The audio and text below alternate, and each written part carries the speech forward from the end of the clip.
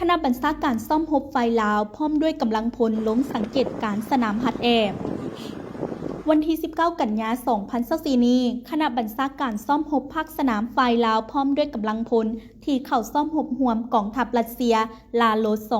2024 นำโดยสหายพันเอกคำสุขอิทธพรห้องหัวหน้ากรมสู่รบกรมใหญ่เสนาธิการกองทัพหัวหน้าซี่นำซ่อมรบภาคสนามได้ลงสังเกตการสนามฮัดแอบและหับสมการสาธิตปฏิบัติการซ่อมรบอยู่ที่สนามฮัดแอบประสานเหล่า 249 เซียเลเกเปีย